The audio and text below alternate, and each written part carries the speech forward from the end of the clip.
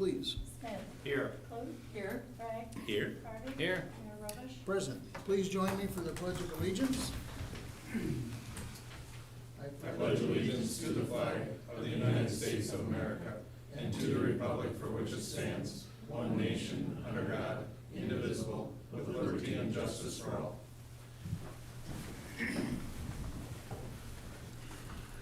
Thank you. We'll move on to the agenda approval. I have a couple of corrections. I have under consent agenda 4.3.2 an updated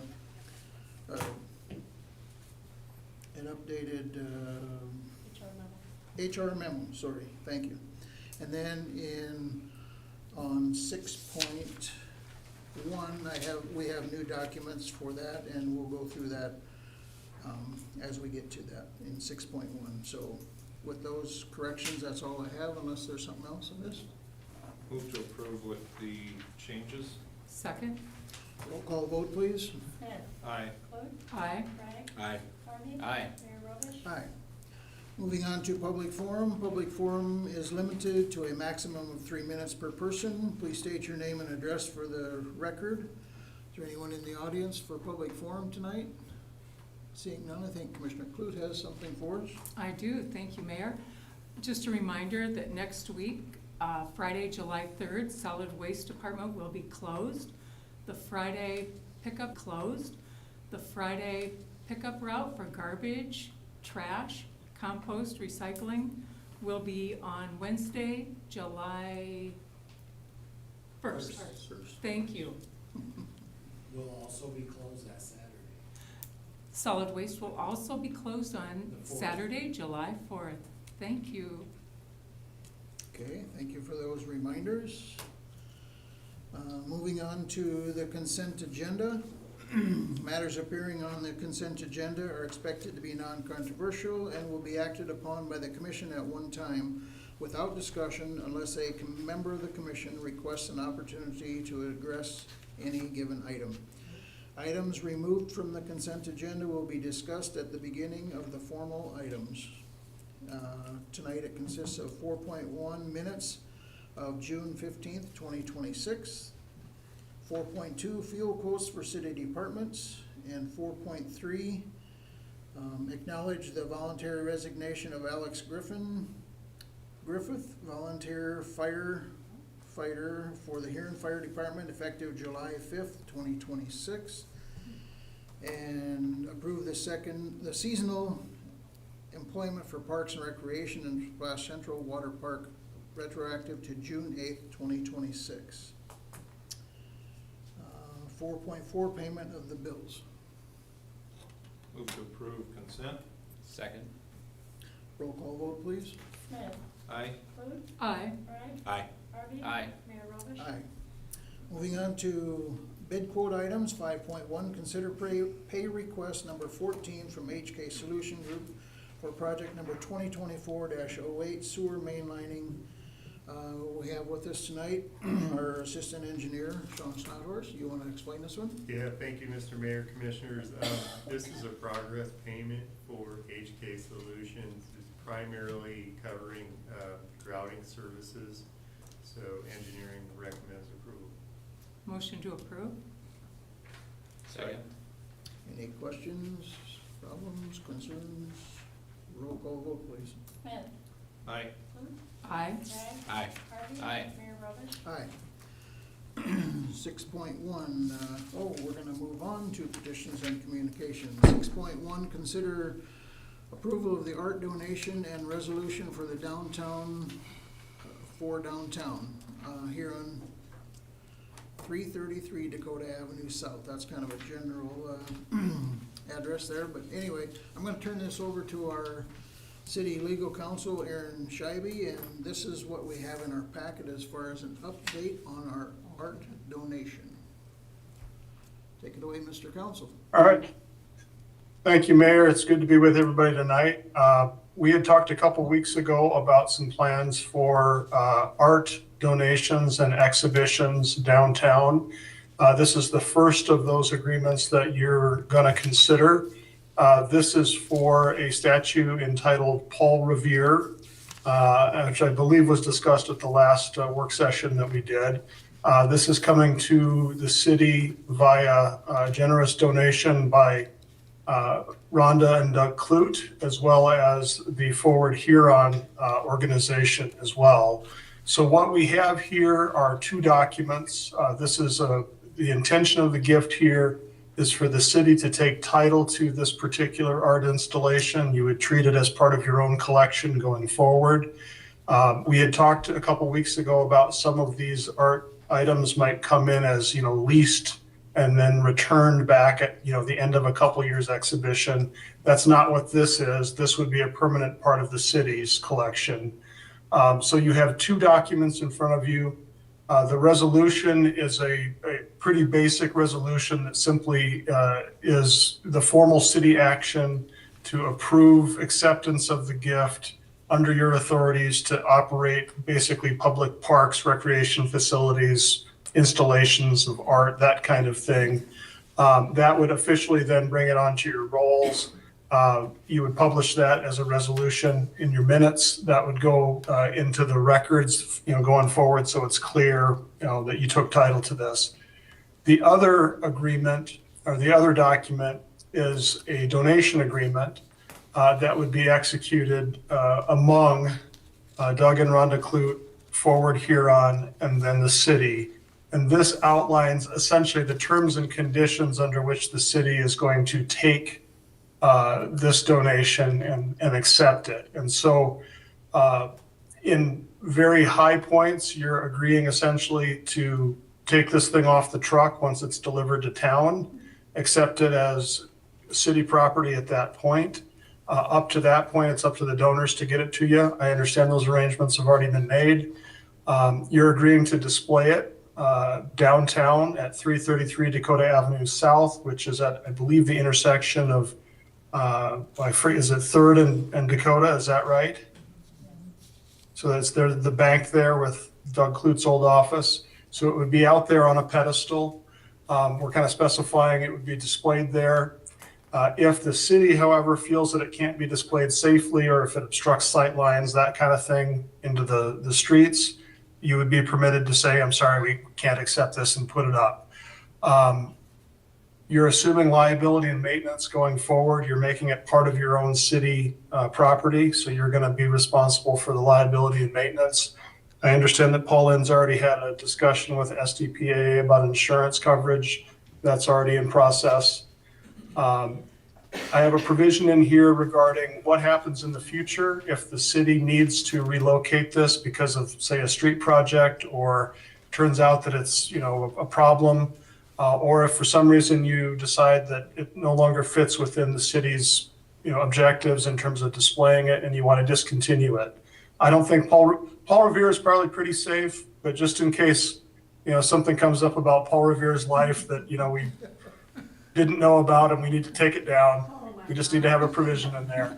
But basically what it says is you're going to negotiate with Forward Huron, figure out an alternate location. If you can't agree on one, they can ask for the statue back. If they don't ask for the statue back, you can dispose of it as surplus property. I don't think it's ever going to be an issue, but lawyers get paid to make sure we cover all of our bases. So that's what that's in there for. And then I've just got some miscellaneous provisions in there that are pretty common in terms of just, for agreements like this. With that, both of these agreements, I think, are a good place for us to start going forward. If we do other donations, other acceptance of sculpture, leases, that kind of thing, we'll use these as kind of the basis for that going forward. And because both of these are essentially the same subject matter, under Robert's rules, you could do this as one motion and just approve both, or not. You could do two different motions if you wanted to have some discussion. But either way, that's what we've got here, and I'm happy to answer any questions. Okay. I would move that we approve both the donation agreement and the resolution for posting. I'll second that. Okay. Anybody have any discussion, questions? Commissioner Smith, looks like he's thinking. Yeah, thank you, Mayor. since we have the donor one of the donors at the panel here, appreciate the donation, Rhonda, and you and Doug, and through Huron forward. A question that I have on these, I'm not asking what the value of it is, for this purpose, but how do we establish the value of that to insure it? We sent a copy of the invoice to Pauline, so Got it. she has that information. Okay, I didn't know if it had to be And appraised or Aaron. how that was established. That's what I sent her the invoice of what we paid. Okay. Sounds good. Thank you again. You are welcome. So as a follow-up to that then, Aaron, let's say in a few years, this thing gets badly mangled in a storm. The donors are gonna say we want it to be restored and put back up. You had talked originally about like a cap or something, you know, that was more so in the leasing side, but in something like this, is there a point where we say it's city property, unfortunately, it was totally destroyed, it's no longer feasible to repair it? Is that in the language somewhere? Or would that be- Yeah, so That's the insurance, wouldn't it? Yeah, we would get replacement down the line. Yeah, your insurance would be the primary, payee on that, or the payor on that. And so you would look to the insurance to help you restore it. If that proved impractical, you would need to have a conversation with the donor at that point about whether or not it was, reasonable to restore it. There's nothing specifically in this agreement that would give you the out to say, we're not going to restore it, except that you would probably say we're going to take it down because it's not something we can display. It's kind of mangled and, it can't be restored. So that would kind of kick off the discussion with donors about what to do with it. And at a certain point, whatever the insurance doesn't cover, you would have to appropriate city funds to cover, and that's subject to a vote. So sorry, Rhonda, but that's the long and short of it. I mean, it would be subject to the kind of the future commission's decision about whether they wanted to spend the money to restore it. Understandable. Barty Metal's down the road. And I think, Rich, to your other part of your question, if this were a leased sculpture that was going to have to be returned somehow, we would write this a little differently, both in terms of what we would insure it for. We would want to make sure that the insurance would cover restoration, but we would also want to have some sort of cap in there so that we don't get into a lease situation where, you really do end up having to pay because you have to return it as it was originally given to you. So we would write it a little differently for a lease, and I want to make sure people understand that, what you see here is really kind of the baseline case where the city takes title to it. The leased situation would be a little different. Aaron, I would like to think too that Sculpture Walk would have a lease agreement in place too, covering a lot of these things if that is the path to take moving forward. Yeah, absolutely. We don't need to reinvent the wheel. So if we're going to use somebody like Sculpture Walk that already has this, that they already do this, we can easily use that type of agreement. If we decide to use or lease it from directly from the artist or some other third party, we can adapt this into whatever we need there. So. Okay, and I will back up and I'll apologize for when I introduced this evening, when I said that 333 Dakota Avenue South was a general address. It's not. This is specific to this donated item.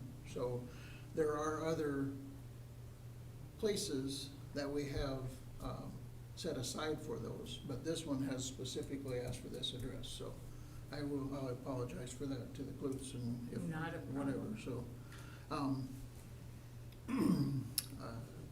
Any other questions, comments for Mr. Shivey or for?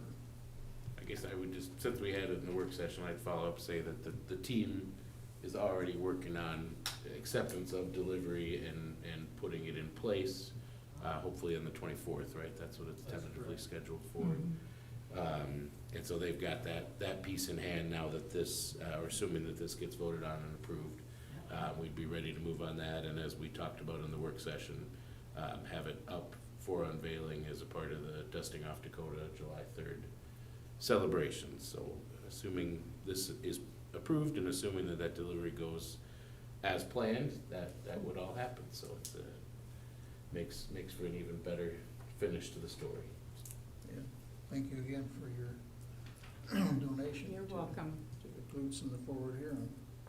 And I should also mention Heather and the rest of the team that helped from the downtown group that was doing this. She had been hoping to attend, but she was unavoidably detained at the last moment. But she was gonna be here to add her support to it as well. So again, just a big thanks to the Klutz for getting this started, and then a huge thanks to that downtown group, to the state and the highway department, and then our team that's gonna do it. It's been another one of those things where we get to celebrate what's so great about our community. We've got everybody coming together to do something that's really gonna be a great project, so thanks Yeah, again. A lot of people came together to make it happen, and it takes a team and a village.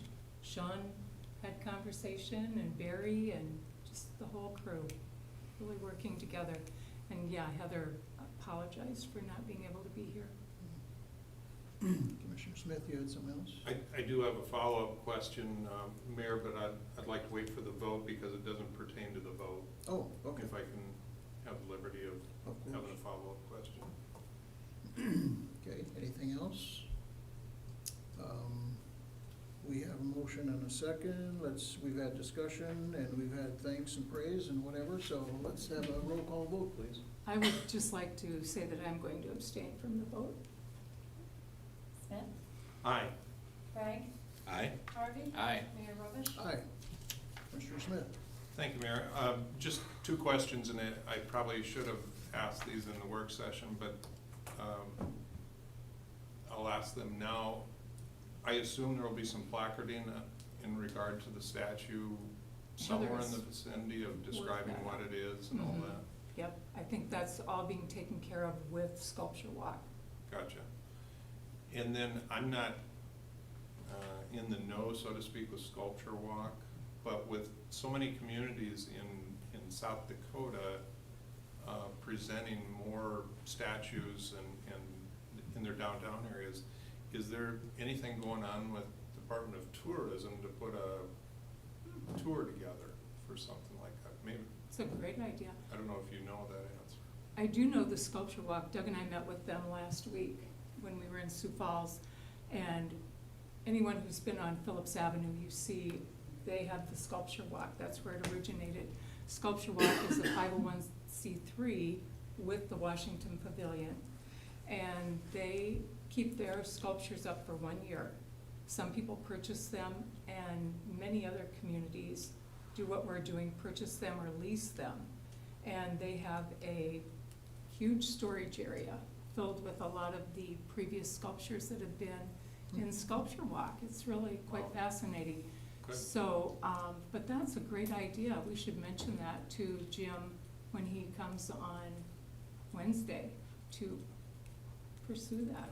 That would be Well, a great idea. since you're one of the donors, you take ownership of that idea.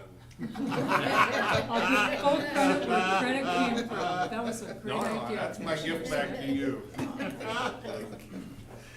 Thank you. Okay, well, thank you. We'll be moving on to 6.2, consider senior center request for assistance with Meals on Wheels. I'm going to let Commissioner Clute open this up, and she's gonna introduce a couple of our guests in the audience tonight, so take it away. Thank you, Mayor. As the liaison from the City Commission to the Senior Center, they reached out to me last week, and I think I will let them tell the story, but they are in need of assistance with the Meals on Wheels program, and they have a flyer that, we have a couple copies, the statistics, the volume of people that they serve, not only in Huron, but in our region, is staggering. I'm sorry, we only have 2 copies, and they have 1, so if you can look that over. But Deanna, I'm sure you could forward that to me, and I'll send that to the commissioners. That's awesome. And when an organization like this needs help, it helps our entire community. So Diane Clayton and Deanna Helvick with the Senior Center, if you two would come forward and tell us your request. I'm sorry. You wrote me into this. I'm sorry. Deanna's We the needed help director. last week. I Could guess you- first of all, I'm Deanna Helvick. I am the executive director of the senior center. This is Diane Clayton. She is a past board member of the senior center. And then Rhonda, our lovely liaison, who I made a call or sent a message to one of these two, looking for some helpers to deliver Meals on Wheels this week. And, well, now I'm here. We found a lot of helpers, which is a great thing. We have different groups that will get together and deliver for us. We have 9 routes that we have to fill every week. And they feed about 175 people a week that we provide meals for 5 days a week. So we are kind of looking for the city to be able to help come up with a group either 3 or 4 times a year. We have Sean, like the realtors will have it 3 or 4 times a year, and then we can just kind of schedule things out. So we basically like to make you guys part of our group. So what is happening is that, like, the church, we'll have churches who do it 2 or 3 or 4 times a year, other service organizations that do it 3 or 4 times a year for the 5 days. And to be honest with you, I'm probably the average age of the drivers, and so we're losing, and I'm than all of it. And we're losing people, or service organizations are losing people. Churches have even called and said, we can't give you 18 people. And I'm like, oh my gosh, you can't give us 18 people, what the heck? So we're looking I think that if this is successful, we might just trot on over to the county commissioners too, because it's called the Beetle County Area Nutrition Program. And so, you know, what we would ask is that someone who has all the city employees in one little group message say, okay, this is our week, who wants to do it? And I would then suggest, or hope, that they don't have to take their lunch hour to do it, or vacation time to do it, or, you know, to just volunteer to do that. It takes about 40 minutes sometimes. I mean, if they take Route 11, it takes 20 minutes. It's really easy, so I'm just saying. And then you get a free meal, right?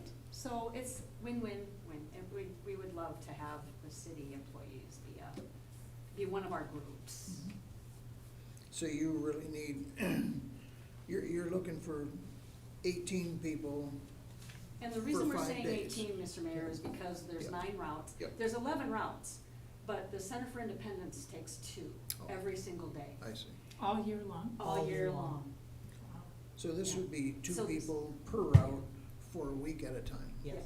Yeah, gotcha. And sometimes, like, I like to do my ride by myself, Mhm. and so sometimes people do, and it's doable Yeah, alone. So, anyway, we would love that if you would be up there. yeah. You know, you can't make them, but You mentioned 3 or 4 times, like every quarter. yeah, quarter. yeah, like our. Like That once a would- quarter. That would be ideal. Like our church does it 3 times a year, you know, Oh. and I think, you know, most of them do 3 times a year. Mhm. But that might be more if and then we have like a person in our church that is like the coordinator. Mhm. And she'll start calling us, so that the senior center doesn't have to do that. You know, like your church would Right. have a coordinator and go, you know, sign up Mhm. and that kind of thing. Mhm. It's usually, the more people we lose, we hope that we don't have to have it more than 3 times a year. Yeah, Right. I know, I've done it Mm-hmm. various times Uh-huh. through our organization, and,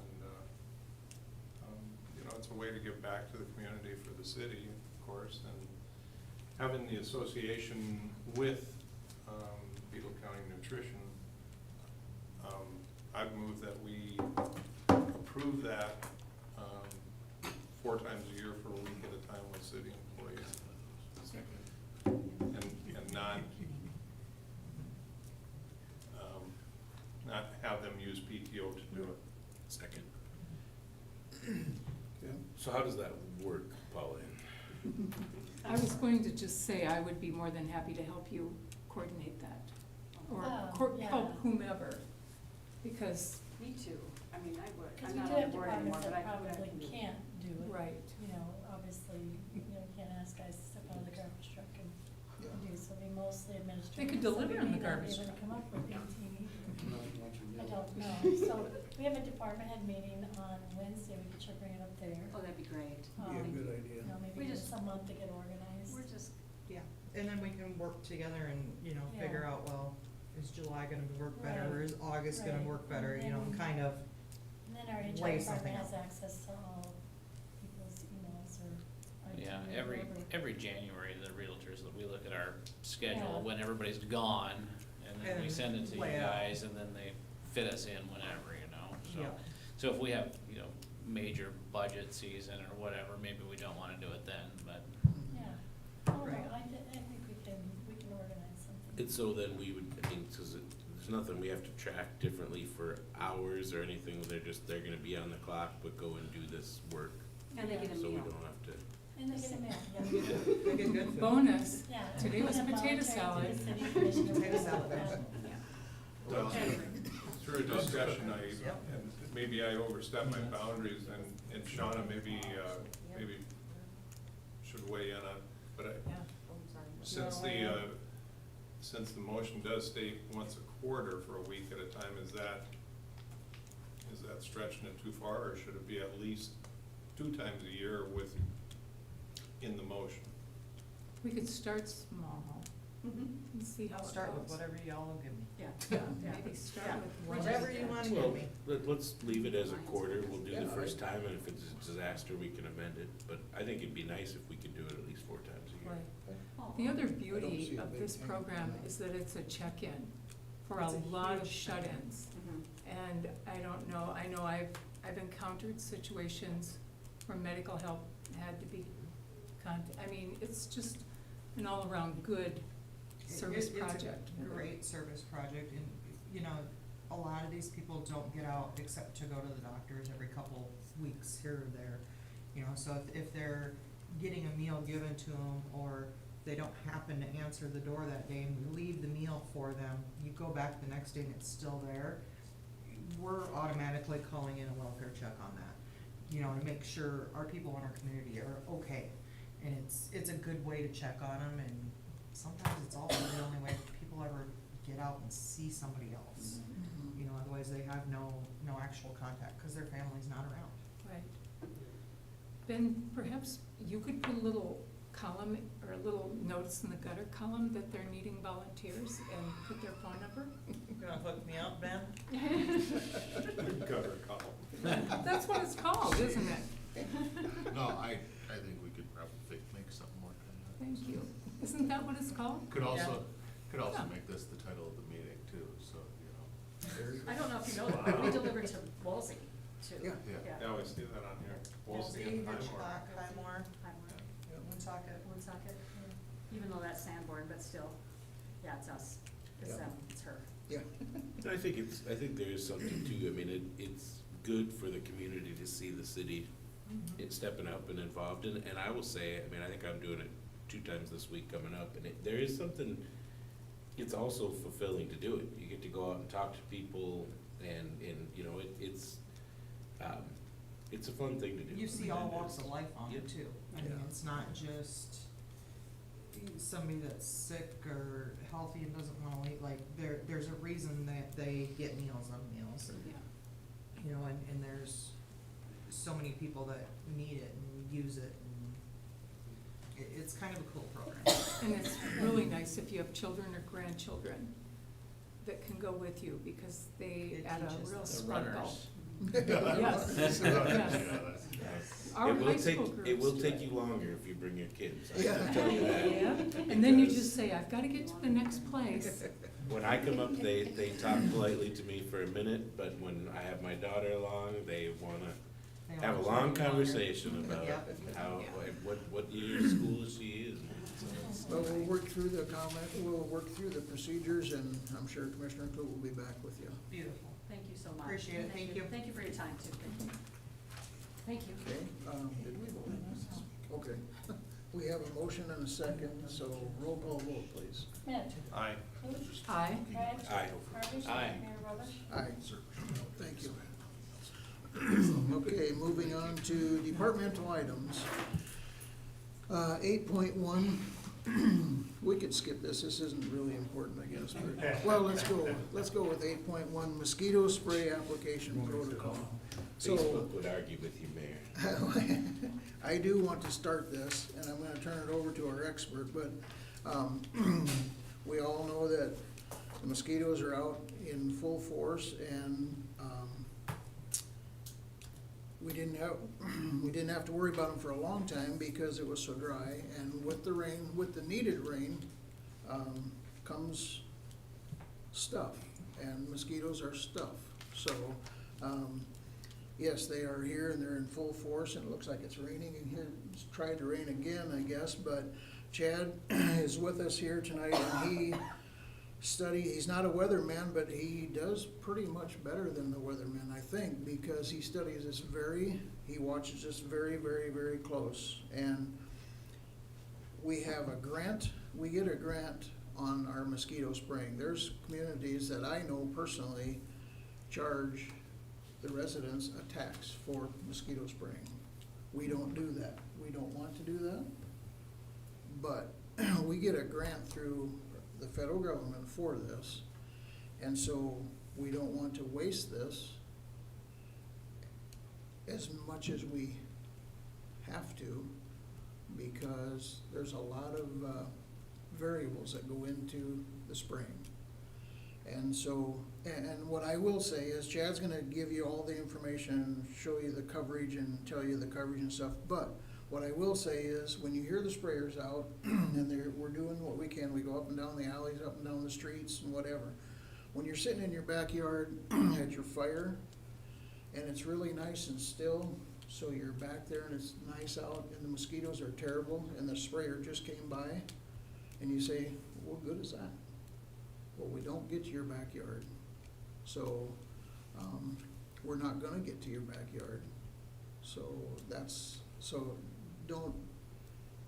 don't shoot the messenger. So, Chad, take it away. So before Chad starts, because he never likes to have to contradict anybody, I'll do that part. We don't get the grant anymore for Okay. that program ended. I know he wouldn't want to ever tell you you're wrong, but Okay. that just recently ended. Okay.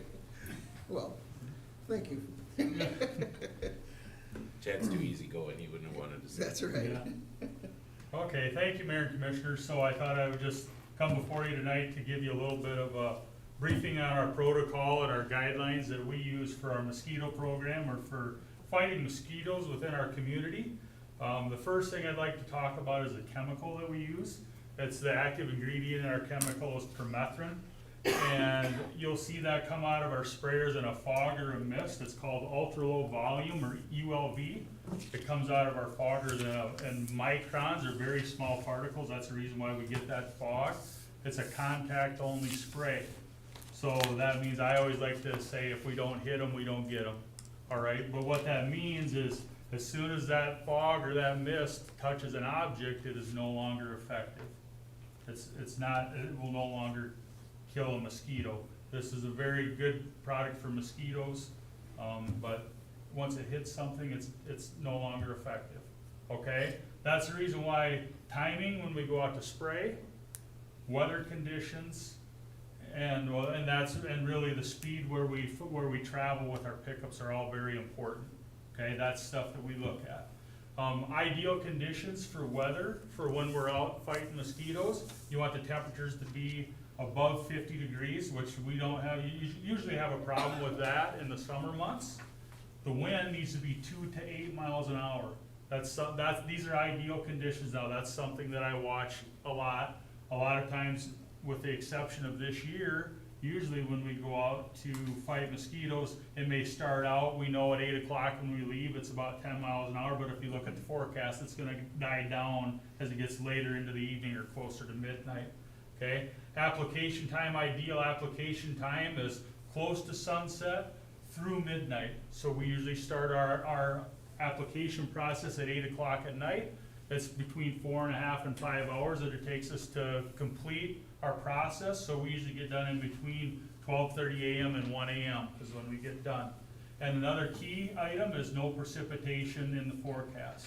Usually if there's rain in the forecast, we don't send the trucks out, okay?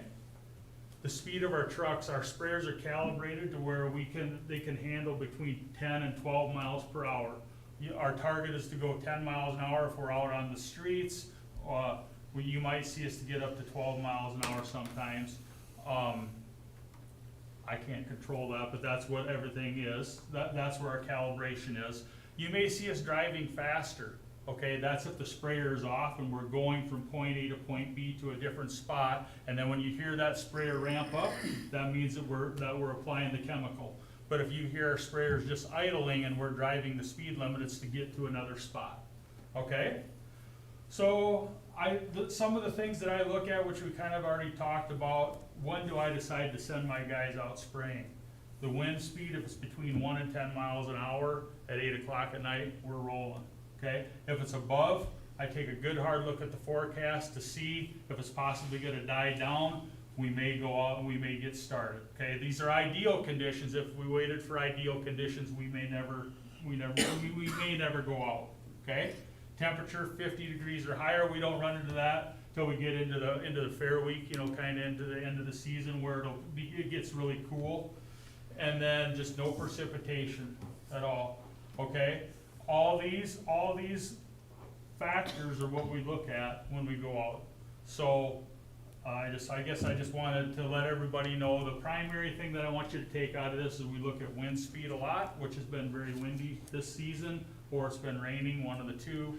And then we also, we look at the wind conditions before we send them, okay? And then active time of night.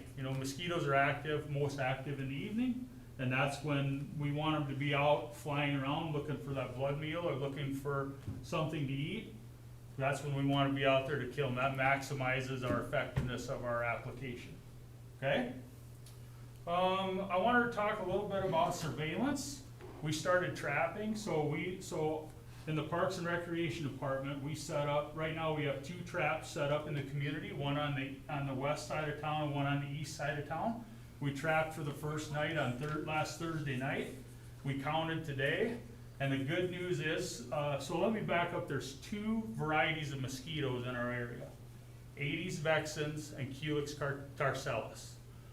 The Culex tarcellus is a West Nile carrying mosquito. That's a mosquito that's dangerous. The Aedes vexans are the nuisance mosquito, okay?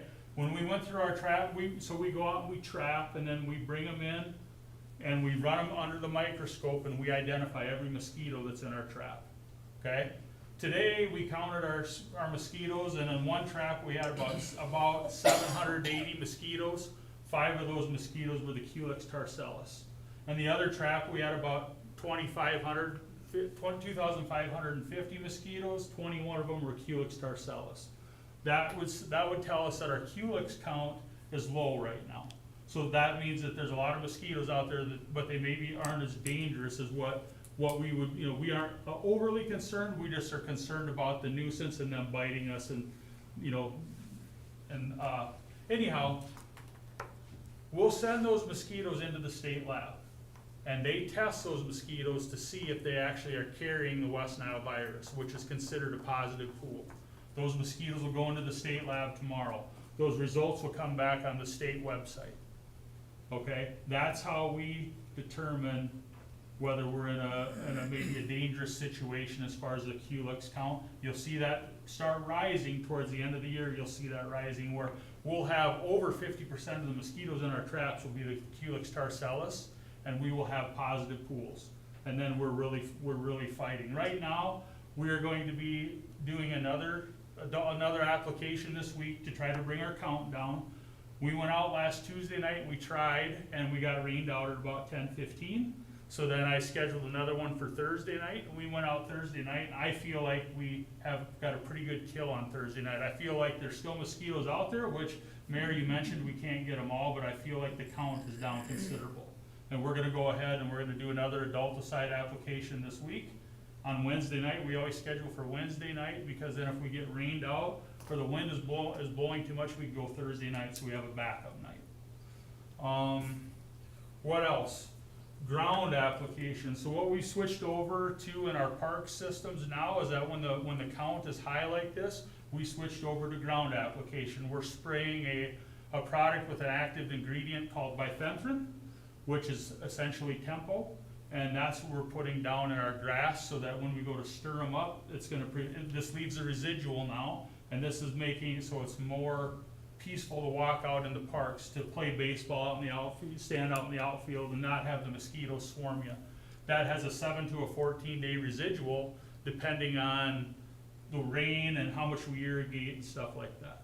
So we will be reapplying that again as we go. We have a big sprayer, mister sprayer on the back of a tractor where we can go around the outfield and pretty much cover the grass all in one swath, which we were able to secure when we had the grant money. So it was a really nice purchase, and we don't use that all the time, but when the count starts getting high like this, last year around Fair Week we were using it.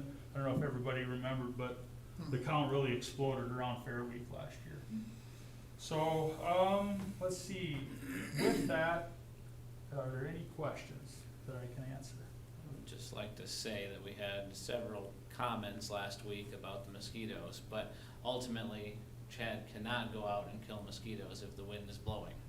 And if the wind does not stop blowing, there's nothing we can do about it. But just the public knows it is your responsibility or your choice to put Tempo, Cutter, whatever you want in your own yards as well. Good explanation. And that's more like his ground control Right, that he's talking right. about. There's more residual on that. That's right. So, And that's, Sean, that's why Chad wanted to have this on the agenda tonight, because there were a lot of people that, the overwhelming comment was, well, why haven't they gone out before now? They should have been out sooner. And I get it, we would all like fewer mosquitoes. But yeah, the understanding is this was scheduled multiple weeks that we were not able to get out. So I think that the takeaway, Chad gave all the good numbers and the good detailed information. I would summarize it by saying, this guy loves to kill mosquitoes.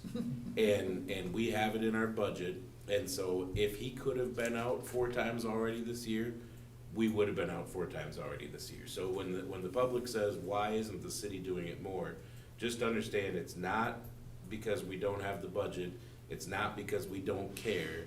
It is literally because, to your point, if it's blowing or it's raining, it doesn't do any good anyway. So we're not gonna run them, the crew out there and waste the money. But believe me, if conditions are right, and to the mayor's point, he is about like a weatherman, we have a lot of conversations. If conditions are right, Chad and the rest of the crew that works so hard to do this, they will get out there and do it. So nobody in the city should ever feel like we didn't kill mosquitoes because we don't care, or we forgot about it, or we were too busy, or we didn't want to spend the money.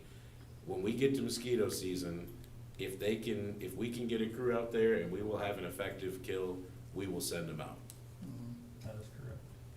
on your sprayers, Chad, I know we talked about this, when you're going down the street, I know this has been a comment that I've heard. Your sprayers, when you're going down the middle of the street, that sprayer isn't going back there rotating. That is correct. Okay, explain that just a little bit. So our goal is to have the spray up in the air so that the fog hangs like up to a half hour. Yep. And I always use the analogy when we're spraying co-op communities, because we spray co-op communities when we're spraying in Yale. Everything is wide open there, and there's street alley, and you know you have a good kill when you drive down the street and then you're coming back up the alley and you're running into your fog, and you know that that's blanketed because it hasn't had the objects and everything to hit. So that's the reason why we put that spray up in the air, so it can maximize the hang time before it drops to the ground, because again, the ground is an object, so once it hits the ground, it's no longer effective. Yeah. So, and another thing with that, and I didn't mention this, but several years ago, we bought a third sprayer, so now we have 3 sprayers. So we tightened our grid up. So now you will see that we blanket the entire community all in one night. Previously, we used to spray the north side or the south side streets and alleys, okay? Well, if there's streets and then alleys the next night. So it would offset, so if the wind was blowing a different direction 2 different nights, you may not touch a person's property at all. Now we cover the entire community all in one night. So when the wind's blowing out of the east at 5 miles an hour, we're blanketing the entire community. We're giving everything a shot, where before it was possible that we could spray and the wind direction would be different 2 different nights, so we may not actually even get any chemical into an area. Yeah. So if you have trees on both sides of the street, or houses, higher houses or whatever, you get that fog up there, and if you do have that little bit of a breeze to move that fog around or whatever, so it can settle, therefore, that's why you don't want that pivoting on that head, on that sprayer. You Yeah. want that to go up on a uniform. Yep. So that was So- a question that, well, he sprays in my neighbor's yard, but they didn't even spray in mine. It's like, no, straight up, so that it has a chance to blanket over the whole thing. Is there any coverage on the bigger spots, golf courses, soccer fields, those types of things? So we That do we're go out, providing? so we spray like our part, when we go through, we make it a point to go through the soccer fields at the end of the night. So we go through the soccer fields, we go through like Memorial Park, that's a separate one, the softball diamonds. And then every night we do a citywide, we go through the fairgrounds, cause it's a large area. So, we usually hit that at the very end of the, at the end of the night, because we're not sure if we're covering that drift when we go through there. But did that answer your question, Commissioner Smith? Well, maybe I'll be more specific. Are we hitting Broadland Creek Golf Course with this?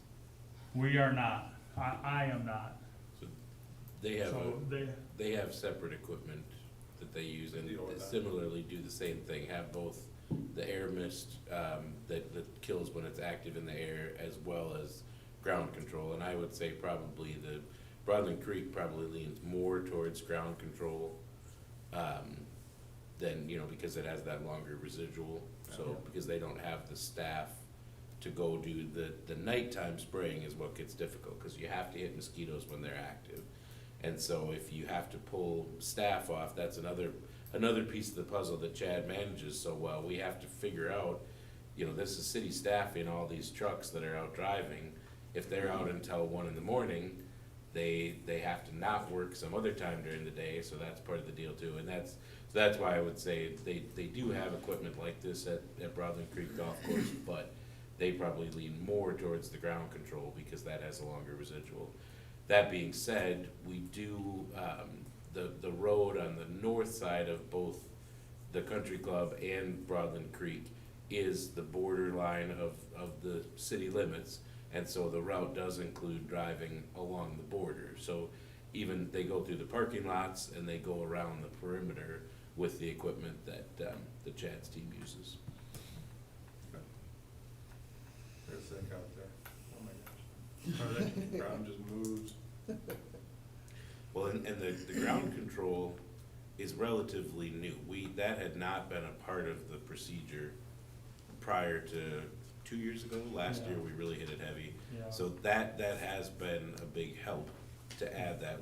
Again, last year during the fair, we noticed, we were sending the trucks out to do the aerial spray multiple times and couldn't get on top of it, but when they also hit the ground control hard, that really did start to see a noticeable difference. So, again, just to summarize, this guy would love to kill him, so nobody should ever think the city's not doing everything we can. If he could get a crew out there, get him killed, whether that's applying the ground control or the aerial, that's a top priority for the city of Huron, is to thin those out as best as possible. Keep in mind when, back in the 70s, they'd have that fogger mounted unit in the back of a truck, and it was quite an event. It was like the apocalypse was in. Well, and you do bring up a good point, because that is the other side of it. So we've kind of been addressing most of the comments that are, why are you not spraying more? We do have certain folks in our community that are concerned about the chemicals. And so that's another piece that Chad does very well. The active ingredient that we use, because when it lands, it becomes inert. It should not be a concern for anybody. That is part of the company that we buy it from, says when it's in the air, it can kill the mosquitoes. Once it touches your plants or your grass or your trees, it becomes inert and it's completely safe for pets, for humans. We do have a couple of folks that Chad works very hard to put a public notice out there, so if there are folks that have concerns, they're able to cover their plants and things like that, and we have some that do. But that should be mentioned as a part of it too. That's another piece of this whole puzzle for Chad is working on that side, because there are some folks, not everybody says spray all the time. There are some folks that say, I wish you didn't spray as often. But the chemical that we use, everyone should know, is completely safe and doesn't pose a danger. Thank you, Chad, for the information. Thank you. Yep. You bet. Thanks, Chad. Moving on to 6.2, consider South Dakota State Fair request for reduced solid waste fees for the Pony Barn demo material. We have with us tonight Dale Fortin, our solid waste superintendent. What I will say on this is, these are the pony barns on the northeast corner of the fairgrounds. They are demoing them, and they will put them out for bids and whatever, and they have had not good success on their bids, and as far as anybody even wanting to do it, so getting a little bit, we're not on the 11th hour, but we might be the 9th, so our city street crew is demolishing them and hauling them to solid waste, and Dale is going to tell us about the reduced rate. And we walked through them, I did with Steve out there, and there is a little bit of material that will have to go to a landfill, and they know that, but the other material is similar to what we've done in the past with some of these structures that are considered condemned. They are in pretty rough shape. They've been stripping the steel off. Almost all the steel off the roofs have been recycled, repurposed. A lot of boards have been taken out of the roofing and stuff like that, so they're working to take them apart as best they can, but what's left is pretty much just gonna be trash, so. And this will all go to our line bed, C&D site over there where we've been taking city projects and stuff.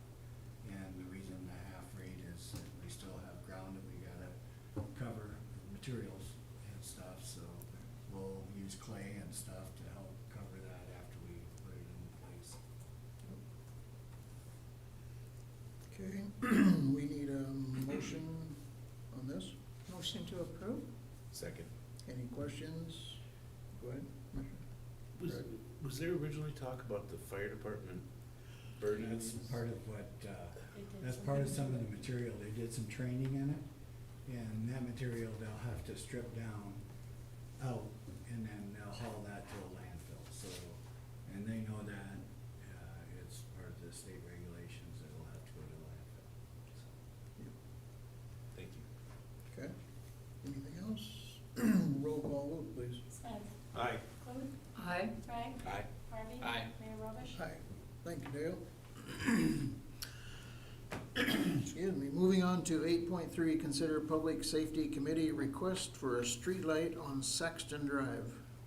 Commissioner Harvey, you got some information on this? Yeah, I had a resident in Saxton Drive reach out to me a while back, and they said there is a street light, probably a half block to a block away from there, but there's nothing in Saxton Drive on either end. And we did send, Julie sent out a letter to all the residents on that street. We did get some feedback that yes, they would like to see a street light. Absolutely, nobody really cared where it went, as long as they got a street light. So we are proposing that we put the street light in the middle of the block on the south side. There's a big electric box there, and we think that they can tie right into that. I did tell the person who would be in their boulevard about it, and they did not seem to have any issue with it. So we would like to propose that a street light goes in the middle of Saxton Drive on the south side, right next to that power box. Is that a form of a motion? I will make a motion that we approve that. Second. Any questions for the committee? Roll call, go I ahead. just wanna note that the